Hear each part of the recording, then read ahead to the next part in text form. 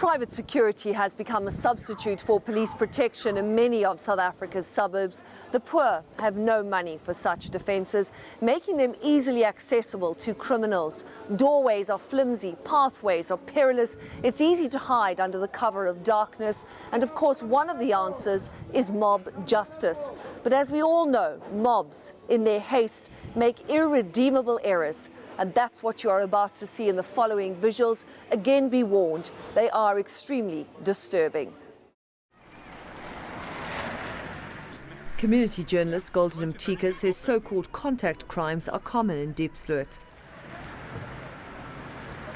Most of the crimes that do bother people here is house breakings. People break into a house. They would rape you, your wife in front of you. Or sometimes they would point you with a firearm. And I remember one case where a father was told to rape his own daughter in front of the mother. Can you see how traumatic that is? And those are one of the things that instigate mob justices in Diepsloot. Despite residents' fears, police confirmed to us that contact crimes in Diepsloot have in fact shown a steady decline over the past few years. Why then do some residents still resort to mob justice? We continued our journey with Golden to find this out. Community members told us of their anger when a rape accused was released on bail.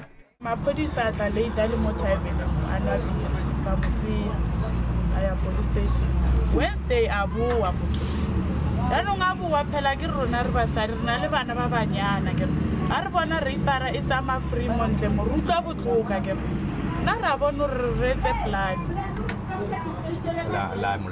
raya kwa gage ra thola a seo ra re tla so re boa re kopanele ene wa kwa tshaba ga mo strategy some surround us so some bozisa ma question ampontsha card engwe le card engwe ena itshwere e green e ngotse rape go tlase ngotse no bail ka card a ngotse rape ngotse no bail why o tsule ka bail ngotse no bail ke nako ba shimane ba tla thoma ba moshana.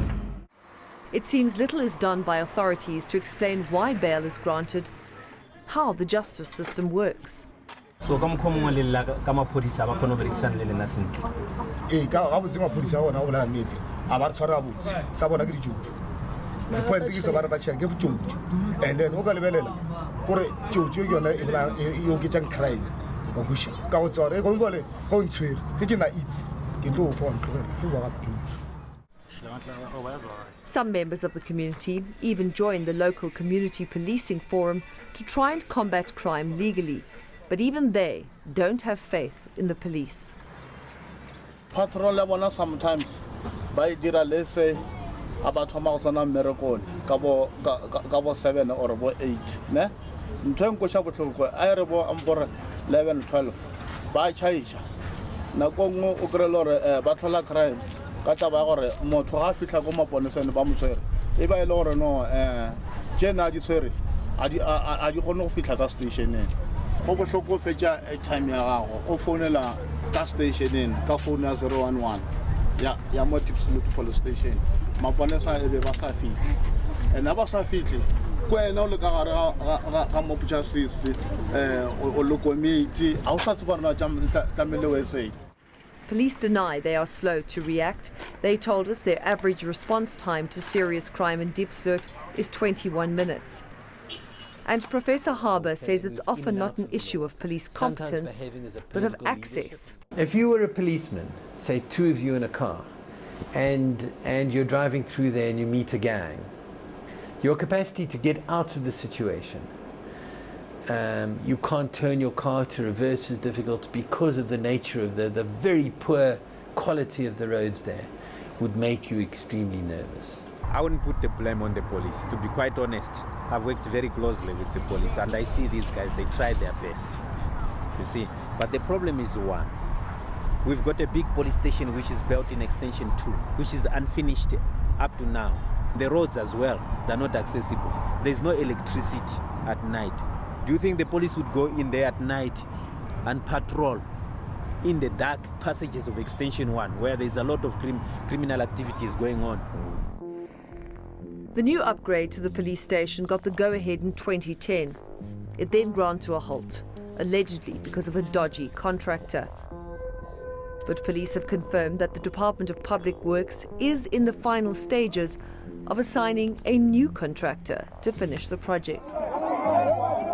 Another factor driving street justice is that many residents have lost faith in the police.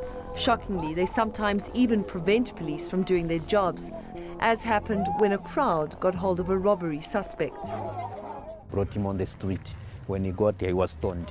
They used the bricks and they even broke his arm. His arm was completely broken and he was breathing at the time when the police came. But when the ambulance arrived, the mob that surrounded him did not want the ambulance to assist him, to give him medical treatment. So they were prevented from giving him medical treatment. But the police arrived at the scene. They tried to calm the mob. It became worse. They started throwing stones at the police van as well. The mob did not want them to assist the suspect. So they chased the ambulance at the presence of the police, who were less in numbers, to overpower the mob. But they managed to come back again and found him still alive. They took him back to the station, whereby from there he was taken to Tembisa Hospital. And residents do admit that grave mistakes have been made. Last year, a mob started a manhunt after a robbery at a computer shop. With no investigation, they went after nyope smokers, people often associated with petty theft.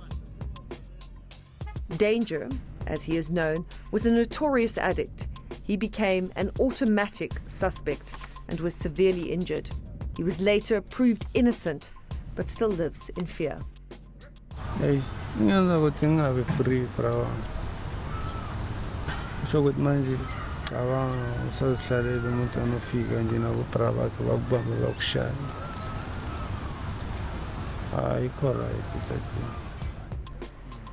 Our formal justice system says people are innocent until proven guilty. But with mob justice, it is often the other way round.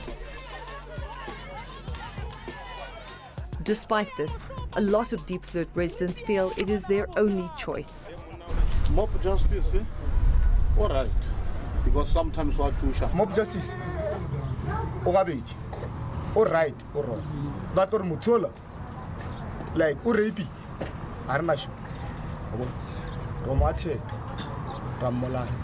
At the end, the ground mutola ha, hari, or what procedure sage.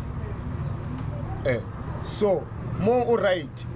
Kareba remote shule, ubulai rim grade na show. So until orare, all right. That's I think more. Karagro na asi the lawyer. Rabakasi buchichi mopa ubutis. Unutumalo wate. Behind me is the new unfinished police station here in Diepsloot, meant to service the thousands upon thousands of residents living here. Clearly there's an uneasy relationship between police and community. The police are blamed for the high rate of crime, but residents also concede that they often prevent police from accessing crime scenes. We attempted to engage the SAPS, but they would only talk to us via email. Regarding allegations of corruption, they say that there are internal awareness campaigns, that members are made aware of the consequences of engaging in corruption. They also investigate, they say, without fear or favour. In 2011, 2 police officers in Diepsloot were arrested on corruption charges, a police sergeant and a captain. The captain is currently serving a 6-year jail term. And we'll have more on this relationship between police and the community when we come back after this break.